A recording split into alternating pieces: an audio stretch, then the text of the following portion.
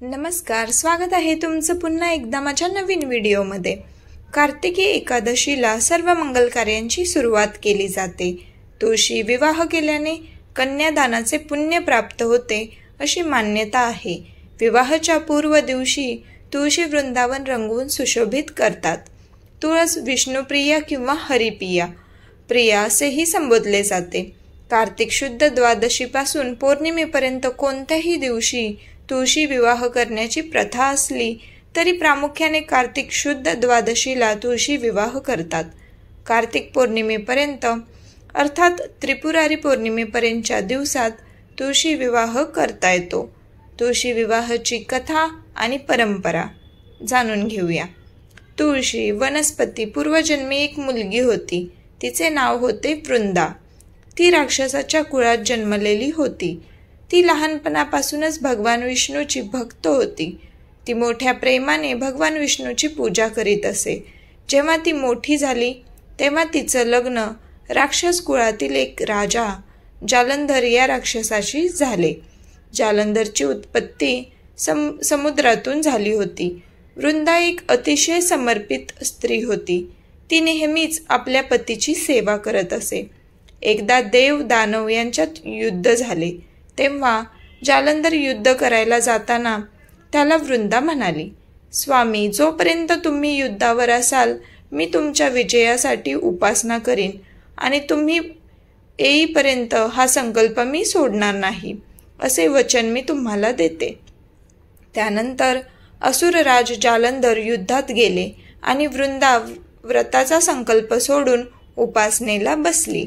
व्रताच्या परिणामामुळे देवतांना जालंधरवर विजय मिळवला आला नाही। जालंधर विजयी होईल या भीतीने सर्व देवता श्री विष्णूंकडे गेले। जेव्हा प्रत्येकाने भगवंताला प्रार्थना केली तेव्हा श्री विष्णू असे म्हणाले की वृंदा ही माझी परमभक्त आहे, मी तिच्याबरोबर फसवणूक करू शकत नाही।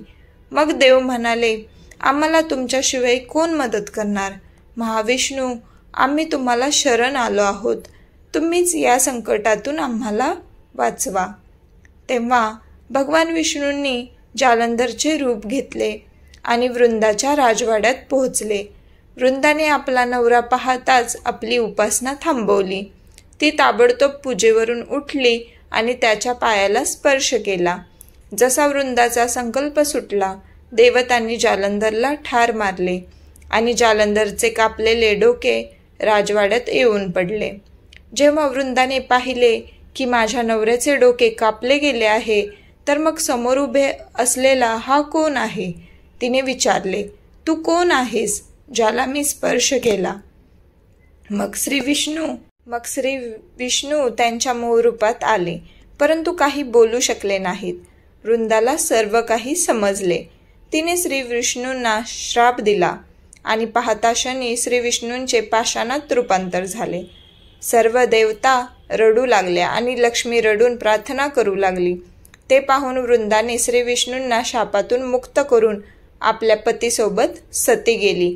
काही दिवसांनी जेव्हा तिच्या राखेतून एक वनस्पती बाहेर आली तेव्हा भगवान विष्णू म्हणाले, आजपासून ह्या वनस्पतीचे नाव तुळशी असून माझ्या पाषाणरूपी स्वरूपाचे म्हणजेच शाळीग्रामचे तुळशीसह पूजन केले जावे। तुळशीशिवाय केलेली पूजा माझ्याकडून स्वीकारली जाणार नाही।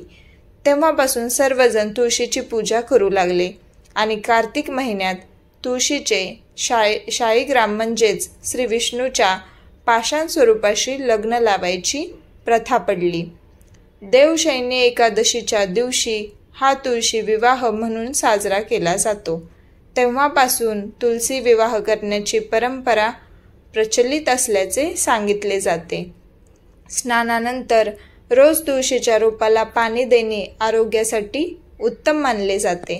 तुळशीमुळे वातावरणातील हवा शुद्ध होते। तुळशी पत्रांचा अर्क बऱ्याच आजारांवर रामबाण उपाय ठरतो। या गुणधर्मामुळे तुळशीच्या सानिध्यात राहावे, जास्तीत जास्त संवर्धन करावे, म्हणूनच तुळशी विवाह करण्याची प्रथा पडली असावी असे सांगितले जाते।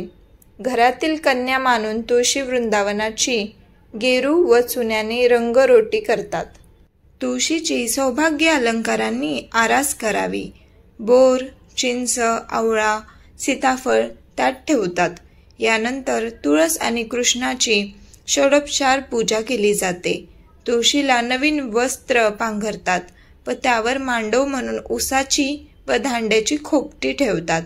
बाळकृष्ण व तुळस या दोघांमध्ये अंतरपाठ धरून मंगलाष्टके म्हणून त्यांचा विवाह लावला जातो. यानंतर तुळशीचे कन्यादान केले जाते. मंत्रपुष्प आणि आरती केली जाते.